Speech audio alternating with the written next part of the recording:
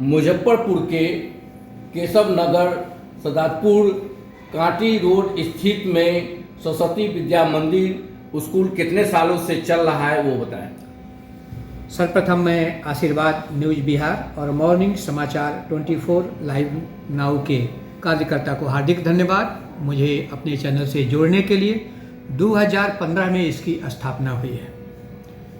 विद्या भारती द्वारा संचालित लोक शिक्षा समिति के दिशा निर्देशन में चलने वाला यह विद्यालय 2015 में स्थापित हुआ और CBSE से मान्यता प्राप्त करके आज +2 तक की साइंस और कॉमर्स के भैया बहनों को शिक्षा देता है।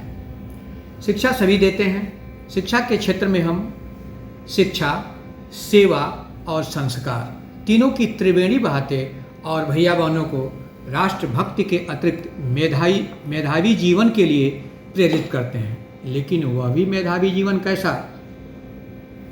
अपनी भारतीय संस्कृति और सभ्यता पर आधारित। इसलिए हम सभी प्रयास करते हैं कि बाह्य जितने भी आडंबर हैं उससे हम अलग रहें। भैया बहनों में शिक्षा हो लेकिन उसके साथ साथ संस्कार भी हो, संस्कार के साथ साथ समर्पण और त्याग की भी भावना हो। इस प्रकार हम सभी 0 to 12 भैया बहनों को शिक्षित करने में लगे हुए हैं। अभी जो 2024-25 का नामांकन सत्र चल रहा है, तो अभी नामांकन किस तरह मतलब कि आप स्कूल में मतलब रूल बनाए हुए हैं, किस तरह अभिभावकगण को अपील करेंगे नामांकन के लेके वो बताएं। नामांकन की प्रक्रिया जारी है। एक नामांकन की जांच परीक्षा हो भी चुकी है। इसके लिए हम एक फॉर्म जारी करते हैं। अभिभावक भैया बहनों के साथ फॉर्म भरते हैं। एक डेट निकाला जाता और उसमें प्रश्न लिखित रूप में दिए जाते हैं, उत्तर दिए भैया बहनों के द्वारा दिए जाते हैं और उनका ओरल टेस्ट भी लेते हैं। उसके बाद हम नामांकन करते हैं। अभी देखा जा रहा है कि वो स्कूल तो बहुत से चल रहे हैं और शिक्षा मतलब कि जो से किसी बच्चे में संस्कारी धीरे धीरे खत्म हो रहा है। ये मतलब कि लोगों का मानना हो रहा है कि भाई घर पर जो है जो कोई गेस्ट आते हैं, अतिथि आते हैं, तो उसको जो है जो प्रणाम मतलब कि बच्चे में संस्कारी धीरे धीरे खत्म हो रहा है, नहीं कर रहे हैं। इस पर क्या कहेंगे आप? अभी शिक्षा की जहाँ तक बात आती है, जैसे आपने प्रश्न किया, हम तो प्रातः जागरण से लेकर दीप निमिलन तक की भैया बहनों की गतिविधियों का ध्यान रखते हैं। अर्थात प्रातः जागरण स्वसमय हो जाए और प्रातः जागरण करते समय वह प्रातः स्मरण का मंत्र होता है, कराग्रे वस्ते लक्ष्मी। यहाँ से शुरू करते हैं और सर्वप्रथम माँ धरती को नमन करते हैं। उसके बाद बड़ों का आशीर्वाद प्राप्त करते हैं। पुनः नित्य क्रियाकर्म से छुटकारा पा करके अपने स्नान ध्यान करने के बाद कुछ अल्पाहार लेकर के वे स्वाध्याय के लिए बैठते हैं। विद्यालय आते समय अपने बड़ों का आशीर्वाद लेकर ही वे विद्यालय आते हैं और विद्यालय परिसर में प्रवेश करते समय मुख्य द्वार पर भी मुख्य द्वार के धरती माँ को नमन करते हैं और फिर अपने विद्यालय में प्रवेश करते हैं। जितने भी गुरुजन हैं उनका भी वे आशीर्वाद प्राप्त करते हैं। यह हमारी विशेषता है। वंदना 40 मिनटों की होती है, जिसमें 25 मिनट शून्य कालांश के निर्धारित विषय हैं। रामायण के संकलित प्रसंग हैं, गीता का सार, राम लक्ष्मण संवाद, इस प्रकार की बातें प्रत्येक दिन के लिए, हनुमान चालीसा। और फिर हम दोपहर में जो भोजन की बात आती है उसमें भोजन मंत्र भी कराते हैं और सामूहिक रूप में भैया बहन भोजन मंत्र करके ही अपना भोजन ग्रहण करते हैं। अभी देखा जा रहा है कि बहुत से स्कूल में मतलब कि लोग पेशा बनाए हुए थे, मतलब कि जैसे ड्रेस बेचने का, बैग बेचने का, किताब मतलब बेचने का, तो सरकार इस पर मतलब कि रोक लगाई है। तो आपके स्कूल में किस तरह ये व्यवस्था? सबसे अधिक खुशी हम लोगों को होती है कि सरकार इस पर अंकुश लगाती है। नियम उसके लिए बनते हैं जो नहीं मानते हैं। हम लोग तो पहले से मानते आ रहे हैं, इसलिए हम लोग बहुत प्रसन्न चित्त में रहते हैं, क्योंकि हमारे विद्यालय में एक बेल्ट तक नहीं बेचा जाता। बुक की बात तो छोड़ ही दीजिए, शुल्क के अतिरिक्त शुल्क भी हम लेते हैं, उसका रसीद देते हैं। पर day DCR ledger cash book पर चढ़ता है, ऑडिटर द्वारा ऑडिट होता है, हमारे प्रांत द्वारा उसका निरीक्षण भी होता है। इसलिए हम लोग इस प्रकार की मौली हालत को, यानी मॉल नहीं बनाए हुए हैं विद्यालय को शिक्षा का केंद्र रखे हैं और बालकों को कहते हैं कि शिक्षा के लिए आइए और सेवार्थ जाइए। तो क्या क्या मतलब कि जो है से आपके फैसिलिटी बच्चों में दे रहे हैं अपने स्कूल के तरफ से, और टाइमिंग क्या है पढ़ाने का, और क्या सुविधाएं हैं मतलब कि जो है से बच्चों को आने का ले जाने का, वो बताएं।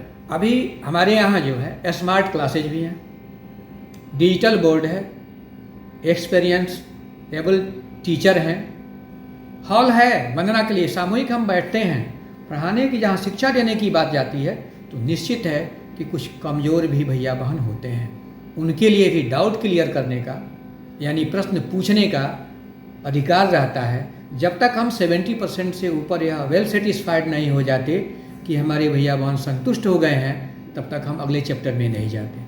फिर फेयर की कॉपी होती है, फेयर की कॉपी, नियमित जांच। नियमित का मतलब आज हम जब कोई चैप्टर समाप्त कर लिए उसके बाद 1-2 दिन में, नियमित का अर्थ नहीं जो आज मैंने पढ़ाया कल जांच ही कर लिया। जब तक वह चैप्टर समाप्त नहीं होता, एक्सरसाइज समाप्त नहीं होता, तब तक हम जांच नहीं करते। और डायरी रहती है, डायरी प्रतिदिन हम उस पर कक्षा चार्जी दस्तखत करते, होमवर्क दिए जाते हैं, क्लास वर्क अलग रहता है, फेयर की कॉपी अलग रहती है। अपनी परंपरा है कि हम 2 दिन 3 दिन अगर कोई भैया बहन कक्षा कार्य में सम्मिलित नहीं होते तो हम उनके अभिभावक से संपर्क करते हैं। साल में 2 संपर्क भी करते हैं, अभिभावक गोष्ठी भी बुलाते हैं, और इस तरह उनके प्रति कैसे जागरूकता रखी जाए यह हम अभिभावक और हम सभी एक दूसरे से शेयर भी करते हैं। लोगों से मतलब जो अभिभावक अपने बच्चों को नहीं पढ़ा रहे हैं, बच्चे पढ़ना चाह रहे हैं, उन अभिभावक करना चाहेंगे। हम लोग पढ़ने के लिए सभी कहते हैं, लेकिन वहीं थोड़ा सा घुमावदार रूप में हम कहते हैं मत कहिए पढ़ने को। अभिभावक कहते हैं तो क्या कहें, तो केवल उनसे कहिए छिपो मत, प्रश्न पूछो। तो हमसे छिपो नहीं, हमसे प्रश्न पूछो। कुल मिलाकर प्रश्न वही पूछेगा जो पढ़ेगा। तो थोड़ा सा मेंटलिटी भी बदल जाती है भैया बहनों की। ये आचार्य जी कहते हैं प्रश्न पूछो, तो प्रश्न पूछते पूछते अपने विषय वस्तु पर आ जाते हैं और उन्हें जानकारी हो जाए। अभी सीबीएसई बोर्ड का 10th का और 12th का एग्जाम होने वाला है, और उसके लिए किस तरह तैयारियां बच्चों में किए हैं वो? कल से हमारे भैया बहन जो हमारे यहाँ है वह परीक्षा में शामिल होंगे। हार्दिक शुभकामना है। तैयारी डाउट क्लासेज चला करके, शंका समाधान का क्लासेज चला करके सभी भैया बहनों को हम तैयारी कराए हैं, और उन्हें कल हम एक आचार्य जी के साथ, जिसे हम अपनी संस्था की भाषा में कहते हैं कि संरक्षक आचार्य जी, प्रत्येक विषयाचार्य जी प्रत्येक विषय के एग्जाम के दिन वहाँ तक जाते हैं और उन्हें पहुँचाते हैं, फिर उधर से परीक्षा देने के बाद वे रिसीव करके ला देते हैं। यानी हमारी तैयारी संतोषप्रद है, अच्छी है, अभिभावकों से भी हमें समर्थन अच्छा मिलता है। होली पर्व आ रहा है और महाशिवरात्रि भी आ रहा है, उसको लेके क्या बधाई शुभकामना देंगे?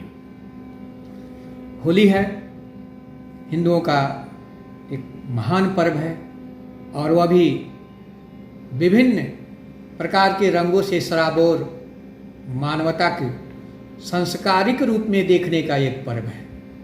इसलिए हम सभी इस होली के पावन अवसर पर सभी भारतवासी, सभी अपने अभिभावक, अपने भैया बहनों को हार्दिक शुभकामना देते हैं कि वे भी गुलाल की तरह हंसते रहें, खिलते रहें और उनका जीवन आनंदमय हो।